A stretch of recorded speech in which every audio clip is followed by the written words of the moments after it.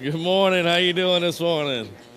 Let's wrap this series up today. It's called Starting Over. I'm a little sick, so I'm going to try to get y'all sick later so you can take it home and I don't keep it with me anymore. I'm glad you're hanging out with us. We're going to wrap this thing up. This is week 4 of Starting Over.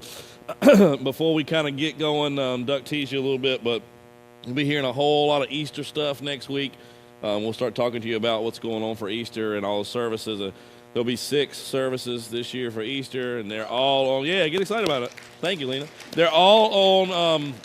They're all on Easter Sunday as well. So I think if I'm right, and I'm not supposed to say this till next week, but I'm sick. I'm delirious. 8:30, 10, 11:30. So your typical 3 morning ones, and then 3:30, 5, and 6:30. If I'm correct, am I right? Yes.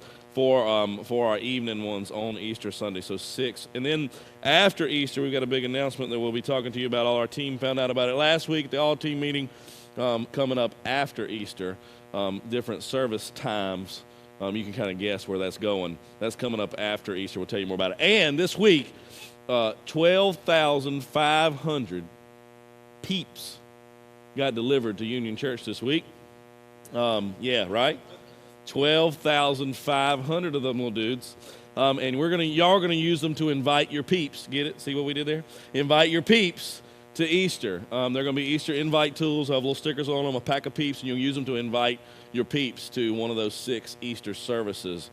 Easter is the Super Bowl in the church. We will go all out. People are more inclined to listen to the gospel at Easter than any other time of the year, and so we will work our butts off for that. We'll be telling you about that next week in more detail and getting you some of those things. So next week, you're going to leave here with some peeps that you cannot eat, okay, that you got to give to your peeps. If you eat an invite tool and you're a Christian, I'm pretty sure that you get vaporized on the spot. Like God just takes you up. I'm pretty sure that happens. So I don't want to know, but let's wrap this series up. So what we've talked about for several weeks is that we want to make sure as we start over in any area. I mean, you could tell that Christina's man over here had to start over. In any area that we begin over again in, that there's some things that we have to do to make sure that next time is not like the last time. We do not want next time to be like the last time. There's no point in repeating these things. Unfortunately, is that we typically do repeat these things. We talked about in first week some myths that go along with this, and the bad thing is that we usually repeat the mistakes in our lives in the areas that matter the most. And we tend to learn from the mistakes in our area of our lives that matter the least, right? You don't send you don't send text messages so bad but for so long, and then you learn how to do it better, okay? That who cares, okay? It's going to be gone tomorrow. I mean, something else will happen, It's not that important, but we tend to repeat the mistakes that matter the most to us. So like we tend to repeat relationship mistakes over and over and over again from one relationship to the next, to the next, to the next. And so in the first week, we kind of said that you've got some blame here, and you need to own it. You have to own your piece of your past if you're ever going to make peace with your past. You've got to own your piece of it.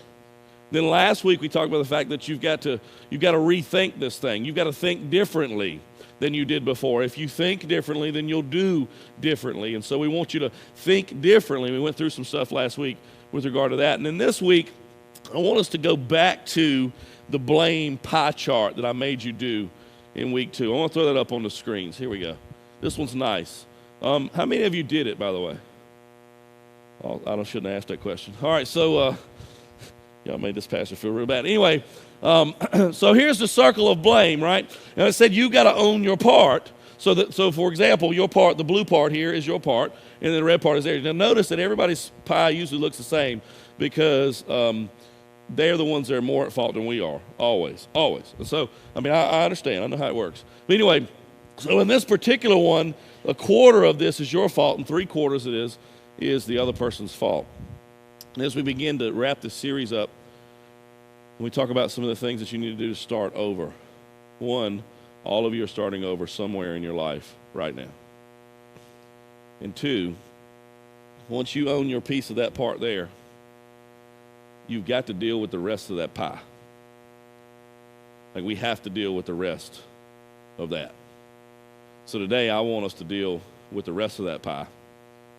I want us to deal with their part. And I want you to know that you've got to own it, you've got to rethink it, but you also have to release it. You've got to let something go. And I'm going to walk you through how the Apostle Paul in the book of Ephesians talks about how to do that. So if you want to go ahead and turn there, we're going to be in Ephesians 4. We're only going to do 4 verses, I think.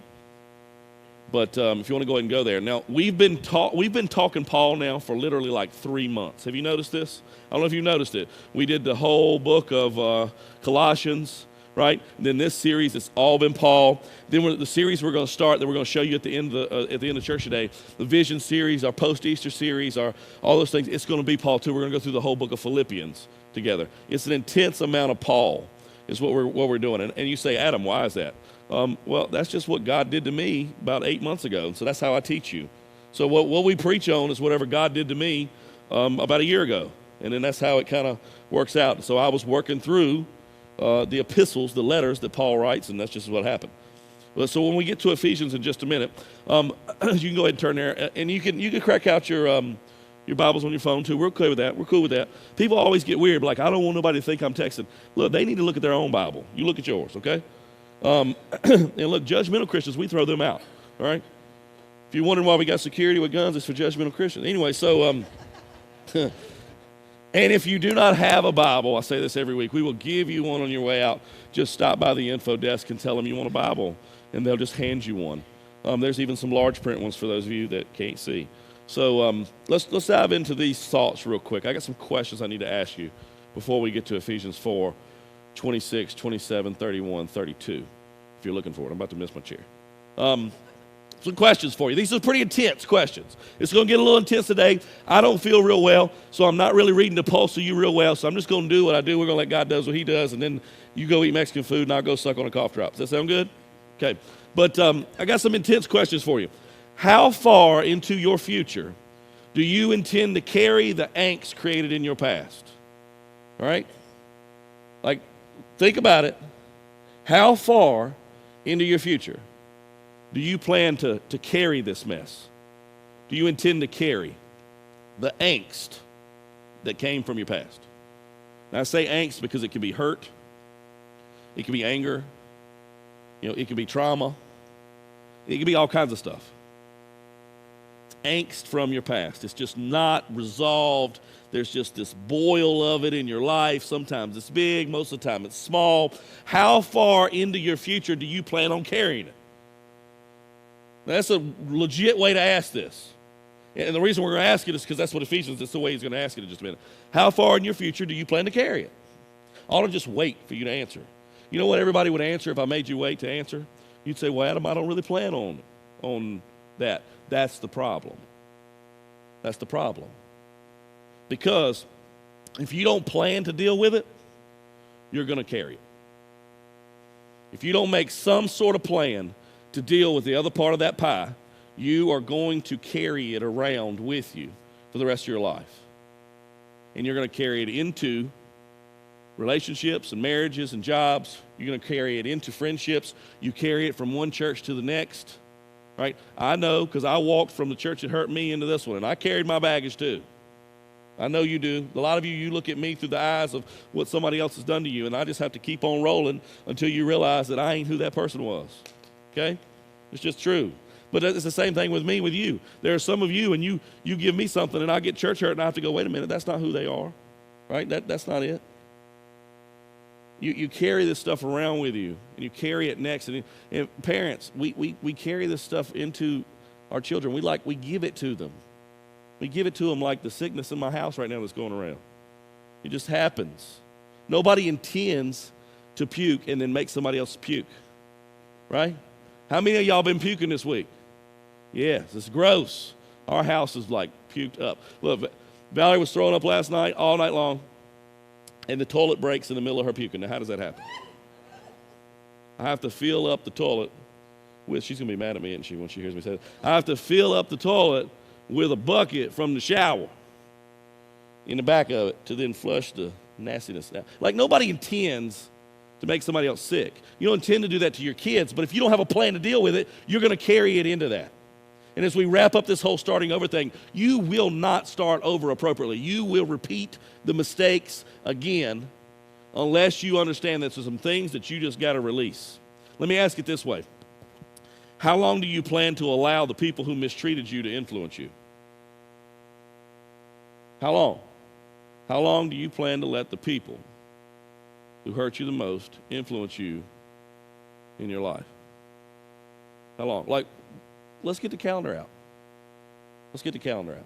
I like calendars. Somebody like calendars? Type A people? You love calendars and lists. Calendars and lists. But anyway, I love calendars. Let's go with it. How long do you plan on letting these people who mistreated you have influence in your life? The rest of 2017? A lot's going to happen in 2017. How about the next 3 years? Let's go to 2020. You know Barbara Walters, Hugh Downs, 2020? I just dated myself. The young people are like, what? Let's go 2020. How long? Right? In 3 years, if you don't make a plan, in 3 years, you've got kids in your house that'll be grown. That's how quick 3 years goes by.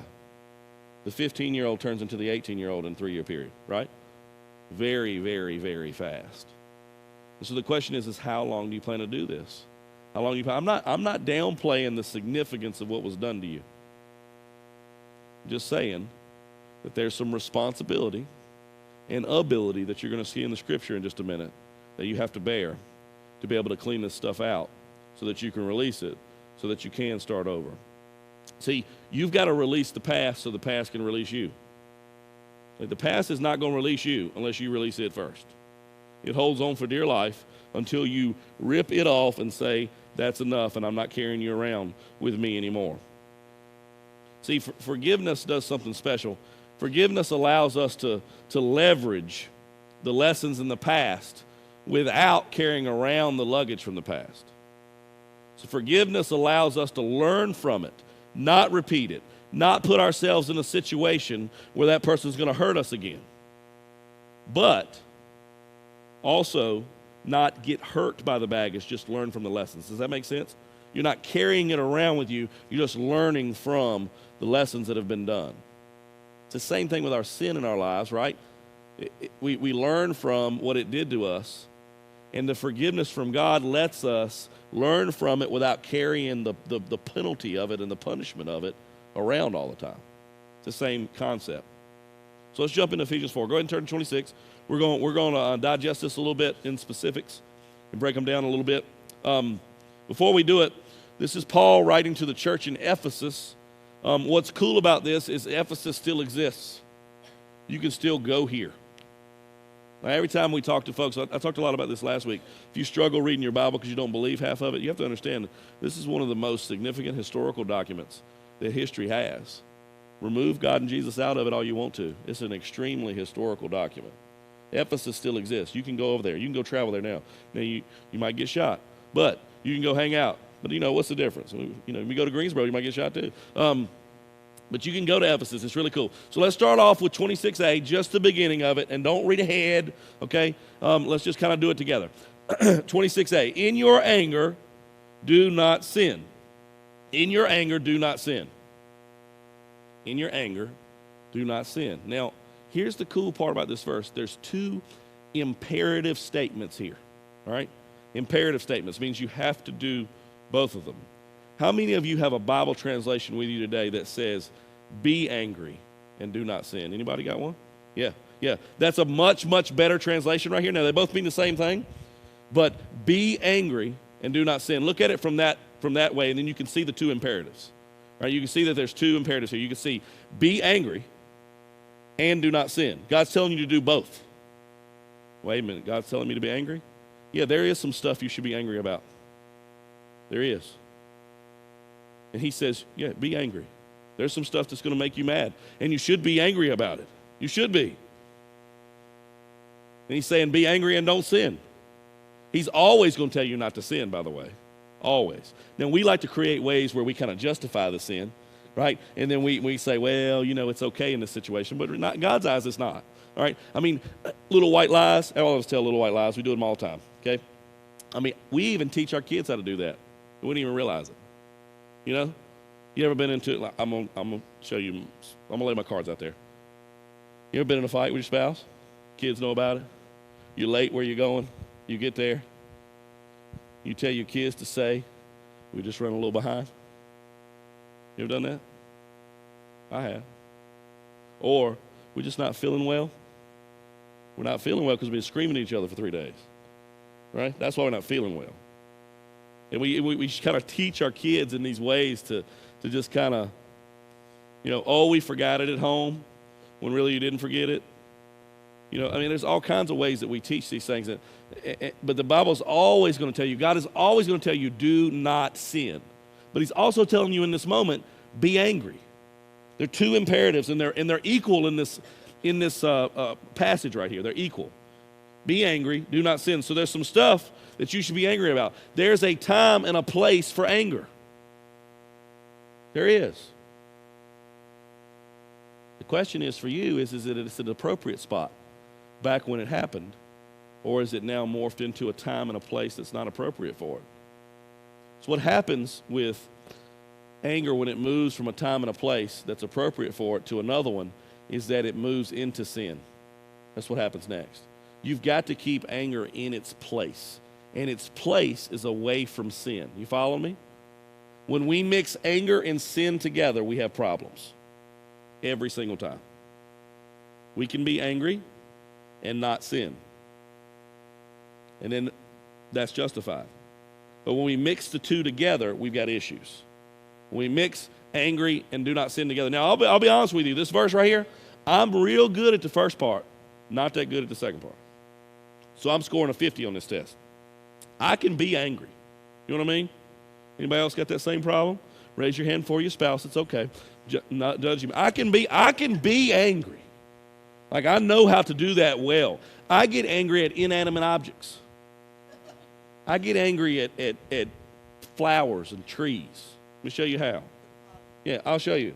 Like, my wife, so I do not like to mow grass, by the way. If I had enough money, I'd pave my yard, I'd paint it green, okay? And we'd stand out there and look, man, the yard looks good. But if I do mow grass, though, I want to mow everything that grows in that yard. Now, my wife, though, likes to pick random spots and plant crap, okay? That then I'm supposed to know the difference of. Like, I'm supposed to study, you got to be a botanist to figure out that this plant is different than the grass that is planted in, right? Especially this time of the year, because these things come up that I have called wrong for forever until I met my wife. I call them buttercups. By the way, if you call them that too, we're wrong. They're daffodils. Go look it up. I know, I fought the fight. I fought it, and I lost. I fought the fight and I lost. The buttercup's completely different. My mama was wrong. She led me astray. She's been lying to me for years. I got to release it. I got to forgive her because it made me lose a fight with my wife. And so these things pop up, and I'm supposed to know the difference. So what I like to do is I like to mow over them. And then she gets mad. And then half the time I'll go, well, I'm going to mow over them anyway, and then I'll say I'm sorry. And then the next year rolls around and I go, I can't use that when I used it last year. So what do? I mow over a few of them, right? So I have gotten mad at flowers. Okay, so I know the be angry part. I'll come out there and she'll go, now don't mow over this one. Don't mow over this one. And she'll go back in the house and I'll kick the flower. Stupid flower. I am mad at a daffodil. It's about to call it a buttercup. I'm mad at that. I got the be angry part down. Do you? We still have the don't sin part. We mix the two together, we're in trouble. Now, I have mixed the two together and it felt real good to be angry and to sin against that dude's head. You know what I mean? It felt real good in the moment. I'll tell you what, though, there's an imperative here of anger is okay. It's in the right place. If you have been hurt by somebody, anger is all right if it's in the right place. If it mixes with sin, it's wrong. You got to do both. I don't care what they did to you that was wrong. What you have done, if you move anger and sin together, is you have committed a wrong. Right? Any mama told you two wrongs don't make a right?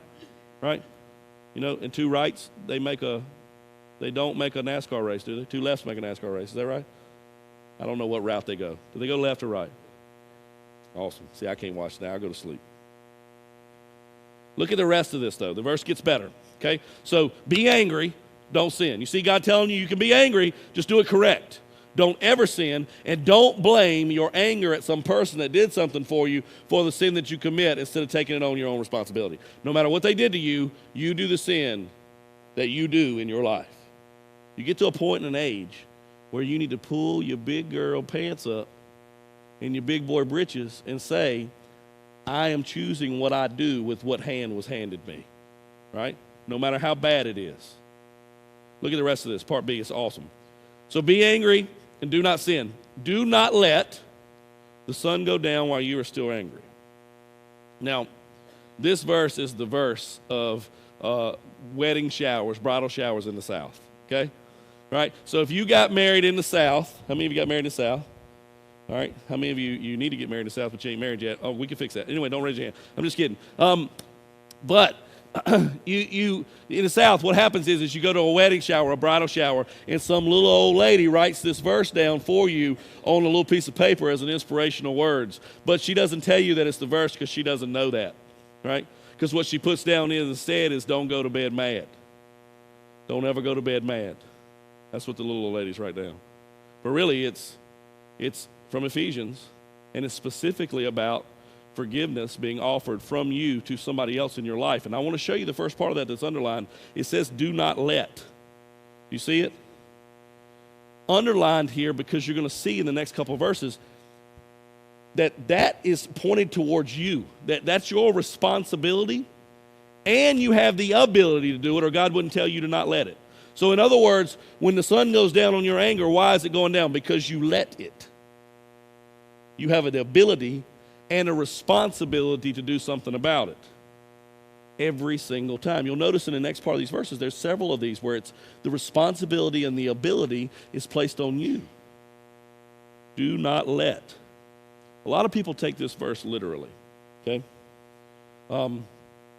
Which is kind of easy if he left his beard hairs in the sink, right? You know, it's kind of easy if it's he mowed over my daffodils, right? It's kind of easy to take this verse literally when it's she asked you what you wanted from the grocery store and you said a pizza, and she brought home one by Paul Newman that had flaxseed on it, and you thought, what the crap is this? Is the world over with? Like, did they not have real pizzas? Is it snowing? Like, what? Flaxseed, right? It's easy to forgive that before the sun goes down. So it's easy to take it literally when it means that. But not for big stuff, right? We're talking about a 12-hour period of sun up to sundown. 12 hours. Today, sun came up at about 10 o'clock. What it felt like to me. Sun will go down tonight about midnight. Whoever creates these stupid rules, I can't stand it. But it's about a 12-hour time period. That's easy for the small stuff to take this verse literally, not for the big stuff. And so what I want to kind of tell you is what I think Paul is communicating is he's saying to you, how long am I going to do this? In other words, how many more times is the sun going to go down without you dealing with this? That's what I think Paul means. How many more times is the sun going to go down in the night and you're going to walk from one day to the next without you dealing with this? How many times? And you got to understand that however many times it takes is, though, what you are allowing to happen, because it says do not let. It's on you, not on them or whatever they did to you. Let's jump into 27, just the first part. You're going to see it again. And do not give. Do you see it again? It's very direct. Responsibilities on you, and you have the ability, so you can let and you can also give. He's telling you, don't do it. You have the responsibility to do it, and you have the ability to do it. Now look at the rest of the verse. Do not give what? Do not give the devil a foothold. Now I preach on this verse a lot. You want to know why? Because I resemble it. Right? I don't resent this verse, I resemble it. You ever heard somebody say, you say something to them, you know, hey, your hair looks horrible, and they go, I resemble that remark. You know, you got some family member that uses that joke all the time. It's a pretty good joke. But I resemble this remark. I know what it's like to have the foothold of the devil in you, so I can recognize it. How many of you had chicken pox? Yeah. And so when you see somebody, maybe your kid, maybe not, but when you saw somebody and you saw what it looked like on it, you immediately knew, oh snap, they got chicken pox. Why? Because you had it. And so once you've been through it, you can identify it pretty easily. And it's saying, do not give the devil a foothold. In other words, you have the ability to hand it over or not. And by foothold, there's a couple different ways to look at this. We've looked at a bunch of different ones over the last 6 months, 8 months. But one of the coolest ones, I think, is what Paul's talking about here.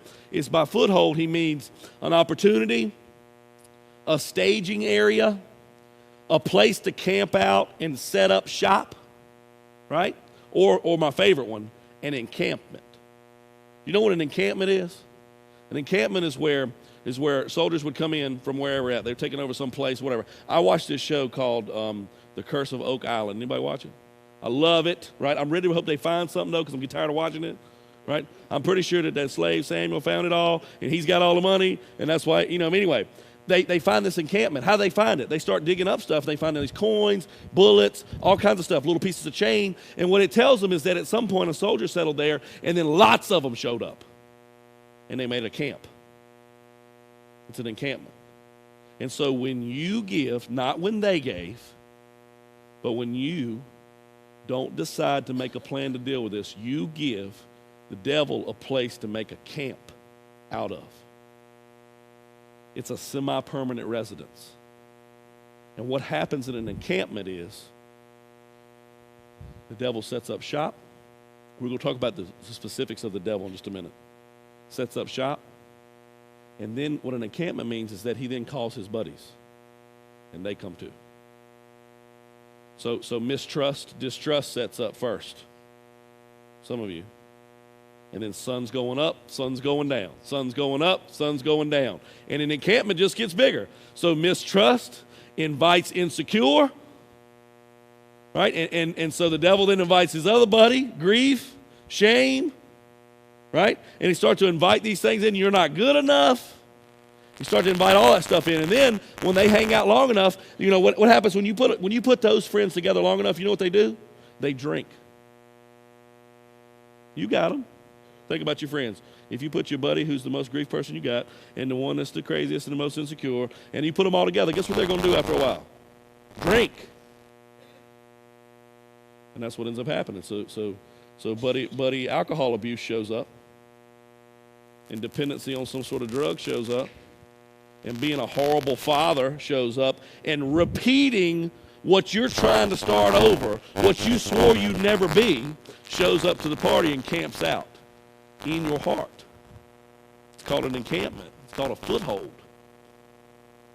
Now, I want to talk about this word devil real quick. I think it'll give you a clearer picture. In the New Testament, there's a word that's translated for Satan. Paul does not use that word in this text right here.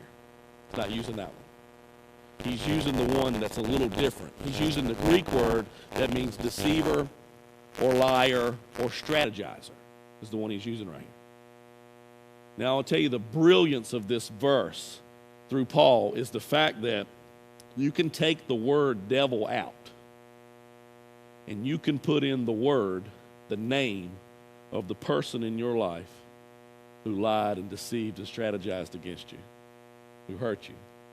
And the verse will make perfect sense. That's the genius of the way Paul writes this. He's referring to the devil in general, but you can place any person's name in there. And he doesn't use the specific term for Satan in this verse.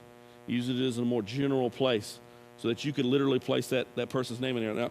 Now, let's just get real for a minute. Let's try it. Throw it up there for me with the blank in it. Be angry, but don't sin. Do not let the sun go down while you're still angry.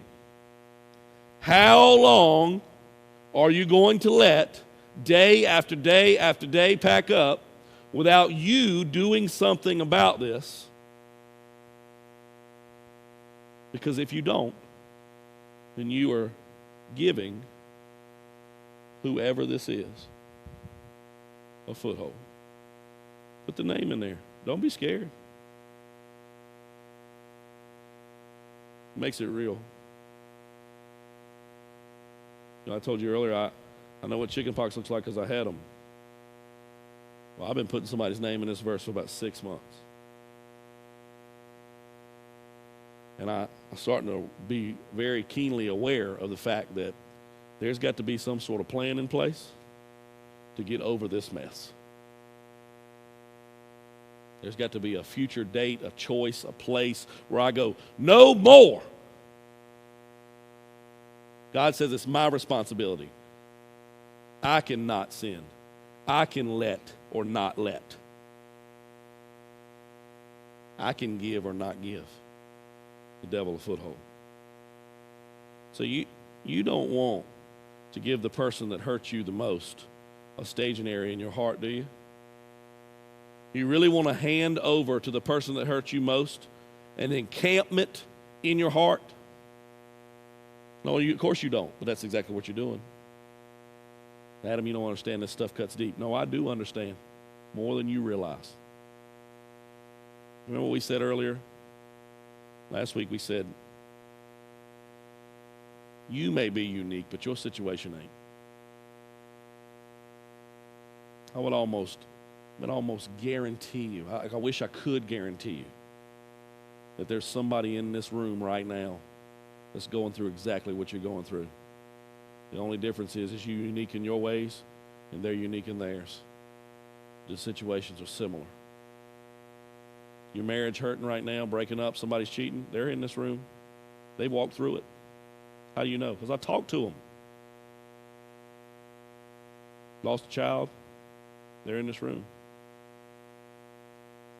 Been abused as a kid, there's a crap ton of them in this room.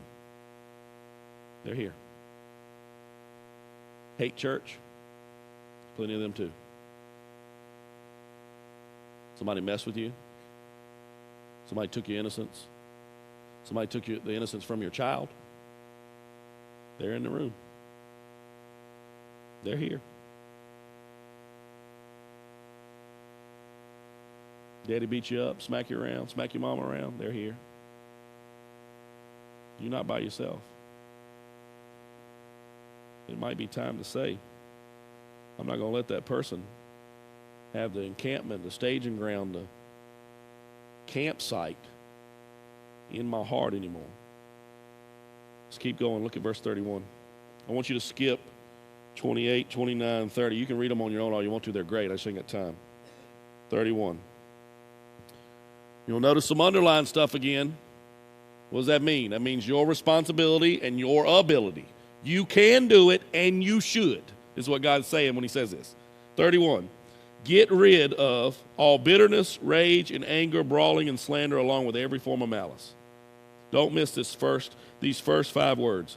Get rid of all bitterness. Get rid of it. Who's going to get rid of it? You. Who has the ability to? You. Whose responsibility is it to get rid of the bitterness? Yours. Not the person that hurt you. Yeah, that's a great verse. You have a part in this. You have a part to play. Look at verse 32. Let's break this one down. First part and second part. Be kind and compassionate to one another, forgiving each other. Now, here's what I like about this. Forgiving here, it means something a little different. So we use the word forgive all the time. I just think it gets lost. Because I think we offer forgiveness, but we really don't offer it. And I think we fail to really understand and grasp the forgiveness that God gives us, and therefore we're not really able to give it out. I think the most forgiving you can be to somebody else is how you really understood how God has forgiven you. So in other words, the closer you get to the cross, the uglier you realize you are. And see, we don't like to get close to the cross because we don't like to see how ugly we are. But the more ugly we see that we are, and the more jacked up that we see we are as we get closer and closer to the cross, then the more we realize how significant that forgiveness is. And then and only then can we truly forgive another human being like God forgave us. But here in this verse it says, forgive each other. You know, some of you stopped listening to me a long time ago because you just can't get past enough to just stop and go, do I need to deal with this or not? You just can't get past it. There's no plan. I don't care what the plan is, just create one, but you stop listening, and especially when we got to forgive, because you won't hear it. Adam, I cannot. The Bible says that you can, so that's not true. You feel like you cannot, but the Bible says you can.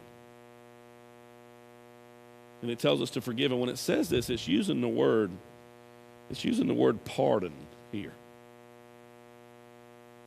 Do you know what it is to be pardoned? You know what pardon means? I wrote a couple of things because I wanted you to understand it.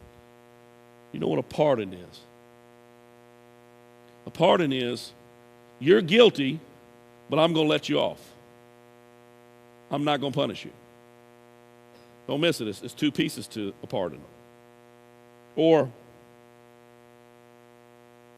it's not that you're not guilty, and it's not that I'm dumb and don't know what you did.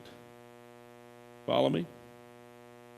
You did it, but I'm choosing to no longer prosecute you for what you did. Until you get to this point where you can offer a pardon, there is a trial going on in your life every day, like a literal trial, where you are trying your best with your life and your hurt to prosecute somebody else. And a pardon says, no, you did it. There's no doubt. There's no denying. You are fully guilty, but I'm going to let you go free anyway. I'm no longer going to make you be prosecuted or bear the weight of the responsibility for what you obviously did. I'm not too dumb to see it. See, some of you tell yourselves that. Well, I can't forgive because then that makes me look like an idiot. No, it doesn't. No, it doesn't. It's not that you can't see it. It's that you choose to offer the pardon. Now look at the next part. Be kind and compassionate to one another, forgiving each other, just as in Christ God forgave you. Now you've seen this verse a whole lot, but you need to think through it in the terms of the pardon right now. He says, I want you to pardon like I've pardoned you. I want you to pardon like I pardoned you. In other words, God goes, you're guilty. I'm not too stupid not to know that. I'm well aware. I'm just going to not prosecute you. Justice is there. I'm just choosing not to give it to you. And God says, I want you to pardon like I pardoned you. But if you read this verse just a little bit more, then you realize that also what he's saying is I want you to pardon like I pardoned you, and I want you to go first. I want you to move first. Well, how do I know that? Because, it says to forgive like God forgave us through Christ Jesus, right? And he went first. He chose it. He started it. He began the process. Even though we sinned against him, you follow me? And even though they sinned against you, Jesus started the process. He went first. And so if you're going to forgive like God forgave you, you got to go first. You got to start the process. Look, Jesus always went first. Look, I tell our church all the time, leaders always go first. If I'm telling you to jump off the cliff, I'm jumping off first. If I tell you to tithe, I'm tithing. If I tell you to park far away, I'm parking far away. If I tell you to be in a small group, it's important for your life, there's one in mine. Like if I'm telling you to pardon, I'm trying to pardon too. Leaders always go first. And see, we follow Jesus' method here. We go first. You initiate it. Now look, I want to say this before we wrap this up, because this always comes up. I want to say this. If they've done something illegal, you always get the law involved. Just lay that out there, okay? Because you can still pardon them and the law not. You follow me? Right? You can show up in jail and say, I pardoned you. The court thinks a little different. Sorry about that. See you later. But I have pardoned you. That's okay. But there's this issue you've got to understand, that you've got to pardon like God pardoned you. And he went first. He initiated it. You've got to initiate those things today. So what I want you to do is I want you to go home and I want you to make a list of everything this person owes you. It's going to be hard too, because some of you, you're still married to them and you're still working on your marriage and you're sitting beside them right now. Go home and make a list of what they owe you. What do you mean what they owe me, Adam? This will start off a little slow, but then when you get to going, it's going to be crazy. Well, they owe me my innocence. I don't trust nobody no more. I can't make a decision on my own no more. I second guess everything. They owe me I don't have any dignity. They owe me my dignity. I don't think good of myself anymore. They owe me my self-esteem. Start making a list of what they took from you and what they owe you. Why would I tell you to do that? Doesn't it seem kind of cult counter Jesus to do that, to make some list of wrongs and all? Because I think you need to be very clear. I think you need to be crystal clear before you pardon someone of what you're pardoning them for. Because that's how Jesus pardoned you. He went first, and he had a very good understanding. A crystal clear picture written in the scrolls of heaven of exactly what he was pardoning you for. All of it. And then we get this vivid picture of it, and it's called Jesus on the cross with a gazillion cuts and scrapes and nails and bangs and bruises. And all of that is a crystal clear picture of what he's pardoning you for. Because you did it to him, and I did it to him, we did it to him. So you need to, if you're going to pardon like Jesus did, you're going to go first. And you're going to have a crystal clear picture of what it is you're pardoning. Crystal clear. Because that's what God did for us. How long are you going to wallow in this mess? Well, let's go back to that first one, that first question. How long will you let the person who hurt you have the most control in your life? How many suns will come up and go down before you do something about this? How long? Would you stand to your feet for me, please, as we close? I want to invite you as we worship that some of you heard me, and you're getting it, but you're going to need some help. You're going to need some help. When I talked about you not being alone earlier, you realize, hey, maybe I'm not. You're going to need some help. And the best person to help you is the Lord above. And I want to invite you to come down to this altar and just start the process of this thing moving forward. Adam, this ain't an altar, it's a stage. No, an altar's where God is. He's right here, believe me. You just come down. Amen, Anton. We're going to have people pray with you. But if you need it, you come down. Well, don't wait. How long? How many suns are going to go up and go down before you do something about this? How far into your future are you going to carry this crap? How far? How far? You tell me. If that's you today, don't you be scared and afraid. You're staring back at the face of other people that are exactly like you. They've had the chicken pox too. They know exactly what it looks like. Lord, we pray to you right now, God, as people are coming to your altar, that we don't know the hurts and the hang-ups, God. We don't know what's been done to them, but you do. Lord, we don't know what we've done to you completely, but you do. Lord, right now I'd ask you to fill them up with the power and the strength of God, that they can do this, that it's time for a plan, God, to stop carrying this stuff on. That true healing can happen if they'll just take responsibility for it. That pardons abound in this room, God. We don't just receive them, but we give them out too. We don't deserve it, but we get it. They don't deserve it, but they get it. Father, we praise you right now. You are great and mighty and gracious, God. And we love you.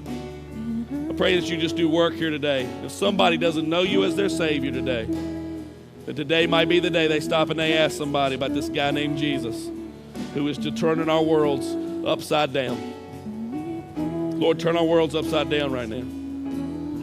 Turn forgiveness upside down. Right now, right here, right here. Right here at this altar. Turn it upside down. Turn it upside down. That the person who does not deserve forgiveness get it. That's who you are, Jesus. That's what you do. So let it happen here at the church. We love you, Lord, and we praise you today. In your holy and precious name, amen.